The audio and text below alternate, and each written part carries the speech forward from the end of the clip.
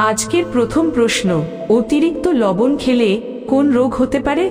High pressure, diabetes, polio নাকি jaundice?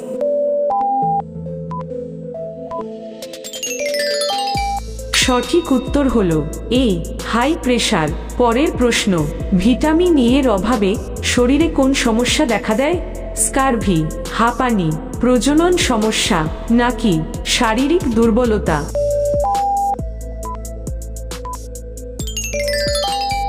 সঠিক উত্তর হলো সি, প্রজনন সমস্যা। পরের প্রশ্ন, নিয়মিত কোন ফল খেলে রক্ত স্বল্পতা কমাতে সাহায্য করে? পেঁপে, আঙুর, কলা নাকি আপেল?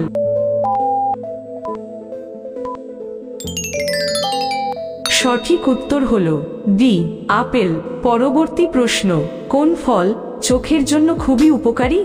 আম, কাঁঠাল, পেঁপে নাকি আনারস?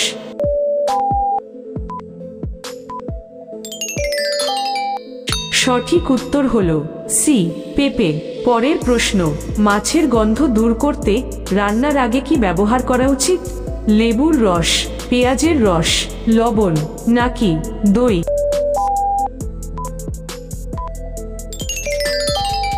সঠিক উত্তর হলো এ, লেবুর রস। পরবর্তী প্রশ্নে যাওয়ার আগে একটা অনুরোধ, নিয়মিত এই রকম সব অজানা অচেনা প্রশ্নের সঠিক উত্তর জানার জন্য অবশ্যই জিকে 10 বাংলা চ্যানেলটি সাবস্ক্রাইব করে ভিডিওটিতে একটি লাইক দিয়ে দেবেন। পরের প্রশ্ন, কোন মশলা ব্যাকটেরিয়া ও সংক্রমণ রোধ করতে সাহায্য করে? জিরা, লবঙ্গ, দারুচিনি নাকি হলুদ?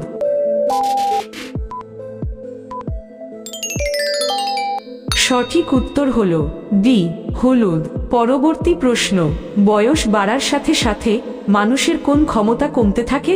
শ্রবণ ক্ষমতা, দেখার ক্ষমতা, ঘ্রাণ শক্তি নাকি স্বাদ ক্ষমতা?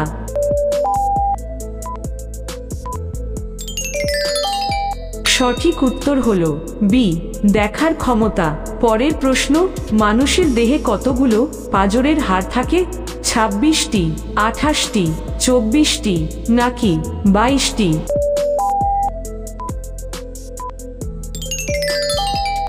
সঠিক উত্তর হলো সি, 24টি। পরের প্রশ্ন, শরীরের বিভিন্ন কোষে অক্সিজেন কিসের মাধ্যমে পৌঁছায়? প্লাজমা, লোহিত রক্তকণিকা, সাদা রক্তকণিকা নাকি হিমোগ্লোবিন?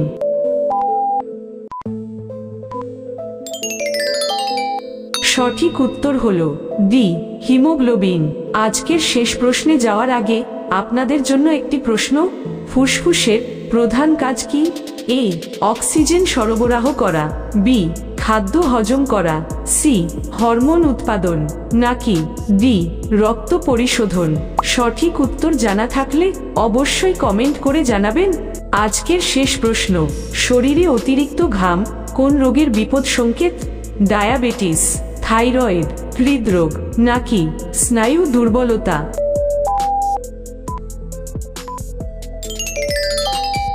সঠিক উত্তর হলো সবগুলোই ঠিক। শরীরে অতিরিক্ত ঘাম বিভিন্ন স্বাস্থ্য সমস্যার লক্ষণ হতে পারে, যেমন থাইরয়েড গ্রন্থির অতিরিক্ত কার্যকলাপ ঘাম বাড়িয়ে দিতে পারে। ডায়াবেটিস থাকলে রক্তে শর্করার মাত্রা ওঠানামা করার ফলে অতিরিক্ত ঘাম হতে পারে। উদ্বেগ, চাপ বা মানসিক অস্থিরতা অতিরিক্ত ঘামের কারণ হতে পারে।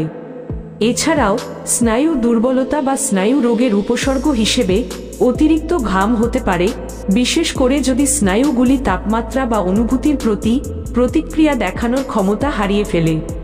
যদি আপনি শরীরে অতিরিক্ত ঘাম বেড়ে যাওয়ার সমস্যা অনুভব করেন, তবে চিকিৎসকের পরামর্শ নেওয়া গুরুত্বপূর্ণ। সঠিক চিকিৎসা এবং ব্যবস্থাপনার মাধ্যমে এই সমস্যা নিয়ন্ত্রণ করা সম্ভব। বন্ধুরা, আজ এই পর্যন্তই। আপনি কোন জেলা থেকে ভিডিওটি দেখছেন তা অবশ্যই কমেন্ট করে জানাবেন। আপনি আমাদের চ্যানেলে নতুন হয়ে থাকলে একটি লাইক দিয়ে অবশ্যই চ্যানেলটি সাবস্ক্রাইব করে দেবেন।